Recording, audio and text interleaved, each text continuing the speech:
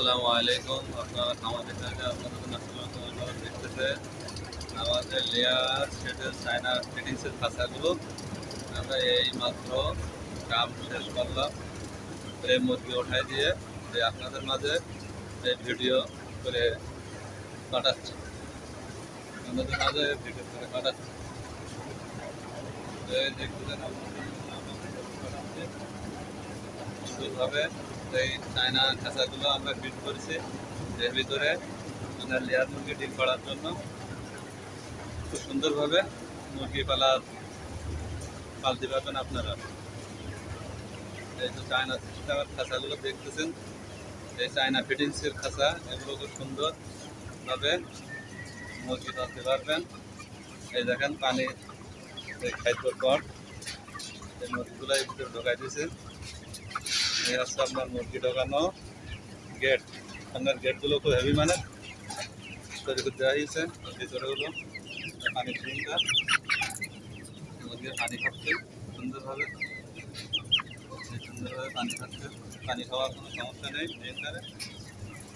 আর আপনাদের এই সিস্টেমে ওরা খাঁচাগুলো সুন্দরভাবে সুন্দর পরিবেশে আমরা তৈরি করে থাকি। এই খাঁচাগুলো চায়না থেকে আনে আমরা বাংলাদেশে ফিটিং করি। এই সুন্দর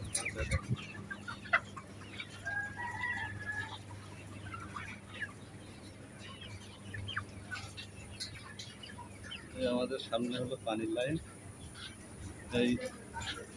এই যে পানির লাইন দেখছেন, ওই অটো পানির লাইন সিস্টেমগুলো রেগুলেটরের মাধ্যমে প্রত্যেকটা খাঁচা সুন্দরভাবে পানি নিয়ন্ত্রণ করে দেয়। কোনো পানির সমস্যা নেই। পানিগুলো সুন্দরভাবে খাইয়েছে আপনার কুলিং পাটের ভিতর দিয়ে। না পানি ঠিক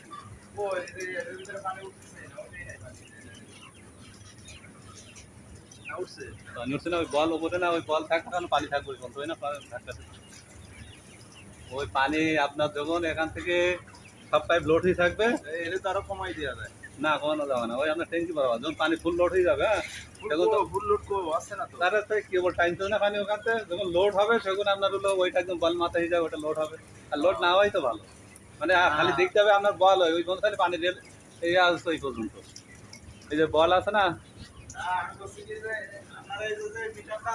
হ্যাঁ উঠবে, টানা থাকলে ওরা উঠবে কখন, টাইনতেছে এখন এইভাবে নিচে ভাই টাইনতে না। এই আপনার হলো ওই যে বল আছে না, লাল বল, ওই মাপে আপনার খাঁচা